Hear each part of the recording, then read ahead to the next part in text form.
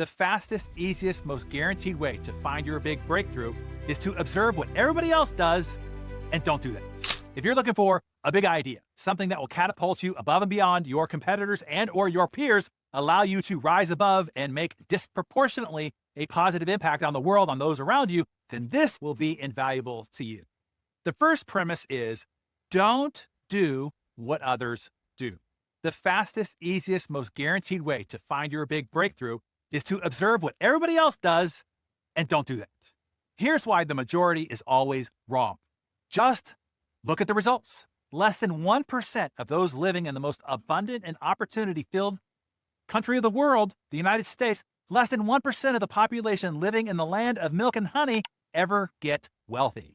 And only about 4% achieve any level of financial security and independence. The 95%, the vast majority, does not. That tells you that 95% of the people around you, the vast majority, have the wrong thinking, talk about the wrong things, make the wrong choices, and take the wrong action. For goodness sakes, don't do what they do. Here are a few things the majority does. They follow popular trends, engaging in activities or adopting ideas simply because they are popular or widely accepted. They avoid risks, be it capital or be it ego, which limits opportunities for major gains or breakthroughs. They adhere to traditional ideas and methodologies without questioning their effectiveness or exploring new possibilities. They fixate on the short term, concentrating on immediate results or gratification rather than planning for the long-term success and sustainability. They rely on standardized educational paths, not seeking additional or alternative knowledge sources. They neglect personal growth and continuous learning, which are crucial for adapting and thriving in a changing environment. And let's talk about how this has worked out for the majority. The majority of Americans are overweight, with 42% being considered morbidly obese. The divorce rate is 50% plus. The majority is broke. The average American has about $92,000 in debt. 39% wouldn't be able to cover a $400 emergency expense right now. The majority is out of shape, scoring a 59 out of 100 on the Health Eating Index, which is an F as a grade, by the way, indicating poor dietary choices and are high in sugars, saturated fats, and sodium. The majority is lonely, with 3 out of 5 Americans, 61%, report feeling lonely, having very few, if any, close friends. And they are screen-sucking themselves to death. The average American adult spends about 11 hours per day watching, listening, or generally interacting with screens and media. So, the starting point to find your big breakthrough is to take a look at the majority around you and don't eat what they eat. Don't buy what they buy. Don't watch what they watch. Don't read what they read. Don't think like they think. Don't go where they go. Don't do what they do. Instead, do the opposite, and you'll more likely be on the right path. You see, most people, when they look around at what the majority around them are doing, they mimic the majority in order to fit in, and it perpetuates. Don't do that. Now, here's where you can look at the very exceptional minority, who are the very few at the top of your industry. What are they doing? How are they doing it? You want to find clues and insights from those who are generating the best results. They have probably tested, tried, tweaked, adjusted, optimized what they are doing and how they are doing it over time. Accelerate your learnings by studying the best. I am not suggesting mimicking or modeling what works for one might not work for another. But what I am saying is to speed up your rate of learning by studying the methods of those who have the results that you seek. Then, try, test, tweak, and iterate on those ideas to find out what derivatives that work best for you. This is true in business and in your personal life. Someone who has the health, the body, the fitness that you desire. Often their diet, workout, or regimen and schedule might not work for you, but there are lots of clues to be discovered in what they do and how they do it for you to try, test, tweak, and iterate on to find the derivatives that will work best for you. It will at least significantly accelerate your learning. So let's sum up this. Number one, the majority settles for the safe, herd-accepted, conventional paths. Then they mimic each other in order to fit in. That leads directly to mediocrity. Number two, observing and doing the opposite of the majority. dramatically increases your chances of finding your big breakthrough. And number 3, studying and learning from the very exceptional minority. Those who have achieved the exceptional results that you desire can radically accelerate your progress. Now, where to find big breakthrough ideas? Ideas above and beyond even the very exceptional minority in your industry and what they're leveraging. Here's where. Outside your industry. Big breakthroughs always come from outside your industry.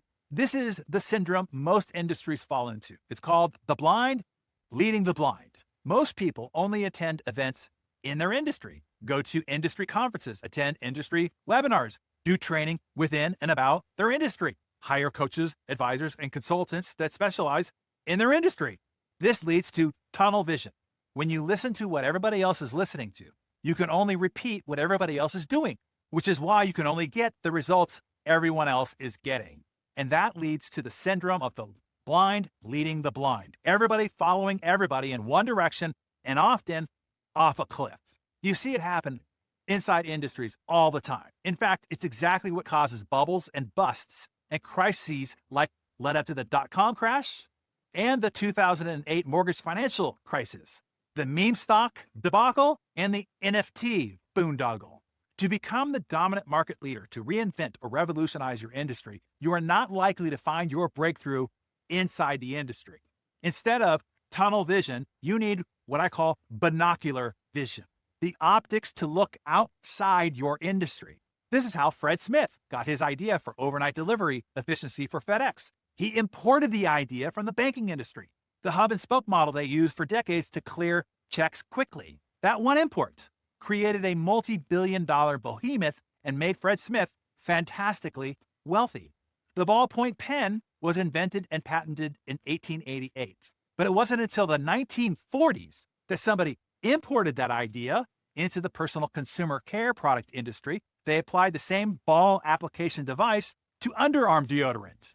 In 1952, it was marketed as Ban Roll-On, and billions of dollars were made on that one idea import.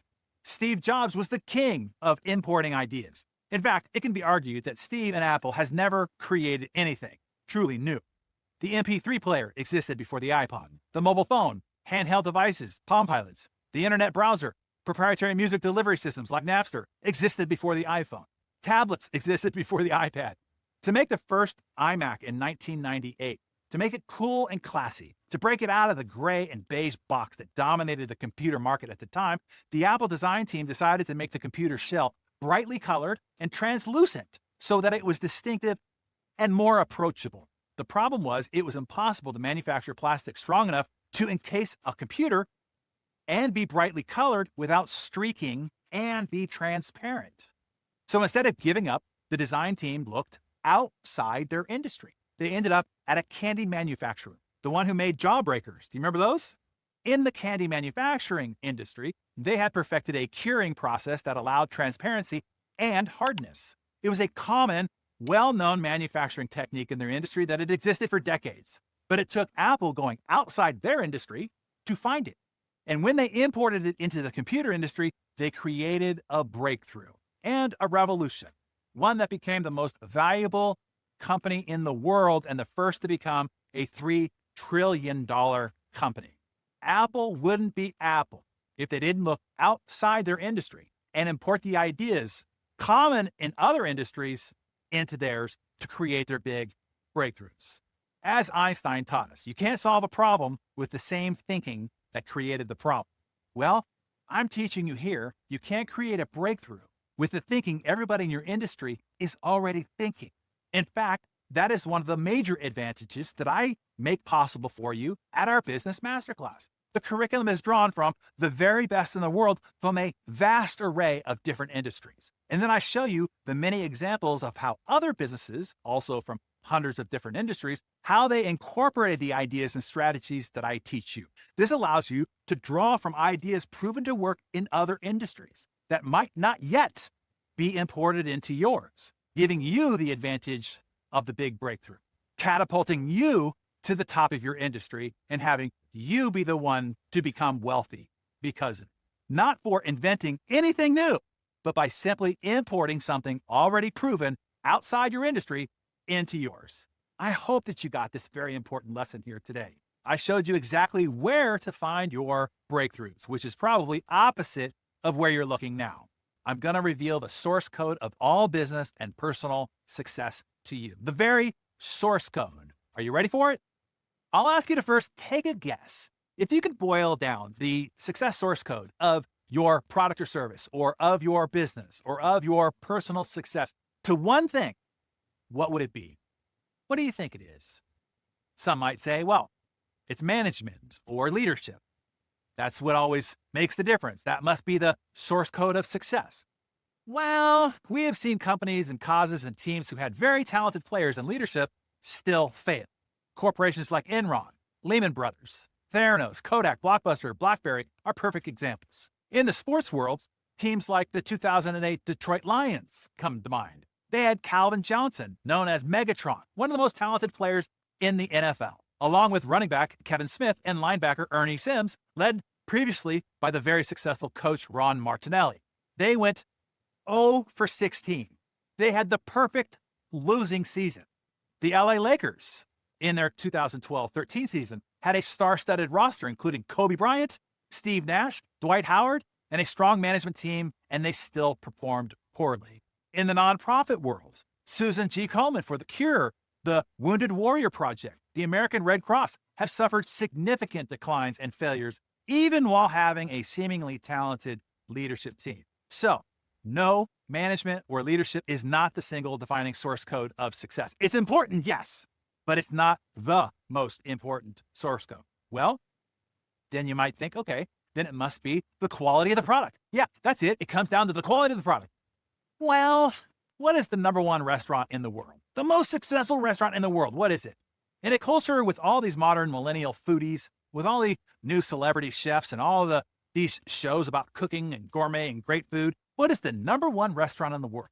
The answer is McDonald's. McDonald's is still #1. Certainly not because of the quality of the product.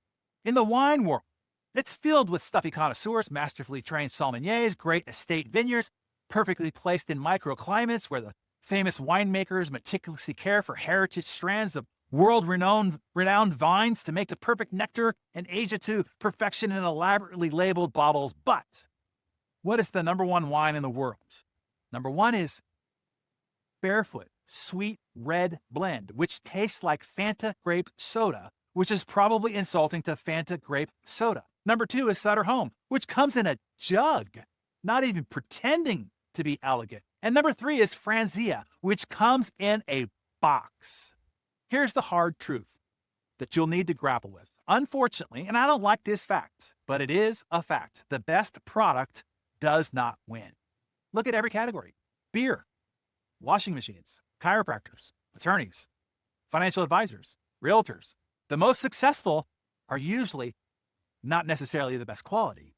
So, if it is not the best leadership that wins or the best product or service that wins, what does? What is the source code of your success? What is the one factor that will determine your success or failure?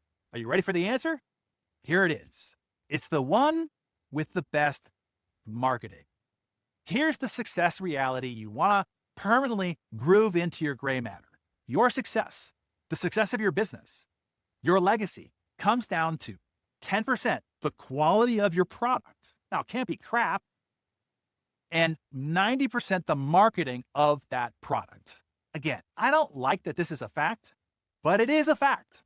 For business owners, few things are more frustrating than seeing a competitor who offers an inferior product or service, maybe even with a less talented staff and leadership team, get far more attention and popularity and be far more successful than you are.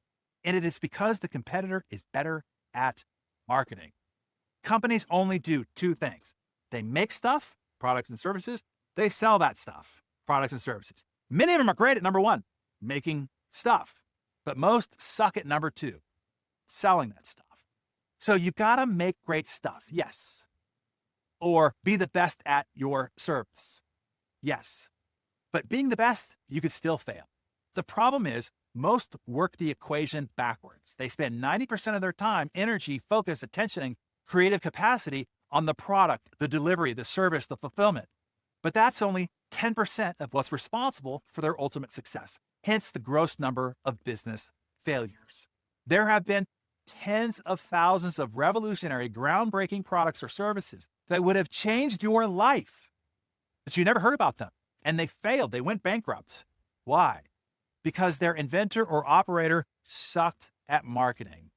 This is true in personal success as well. It's not the best quality person that wins the election.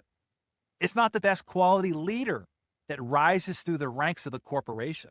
It's not the best quality actor that succeeds in Hollywood. It's not the best quality biblical scholar or preacher that has the biggest church. It's not the best quality writer that sells more books.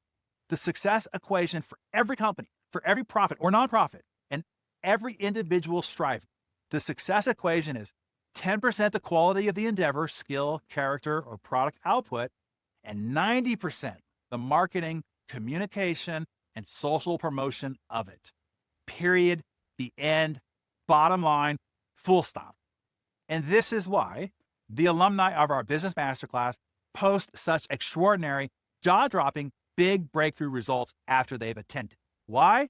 Because they finally gained the strategies, insights, and tools to be effective in the 90% part of their business and personal world, which makes success breakthroughs possible. If you're genuinely looking for a breakthrough, if you're looking to get to the next level or 3 of success, I highly recommend that you get a seat in our next Business Masterclass. As the Chinese proverb says, all I can do is open the door for you. You have to enter on your own. I'm only offering you the option to those that are serious about experiencing a breakthrough. Here's the mindset shift that you need to make.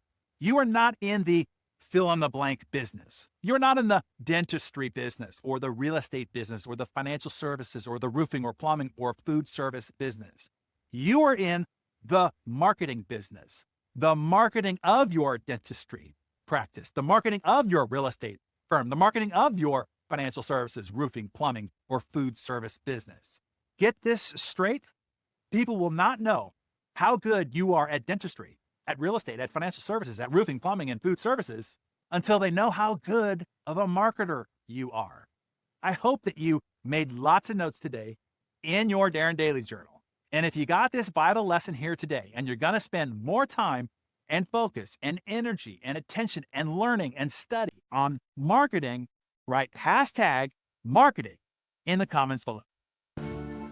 Why does one go on to be super successful and another not? Decision.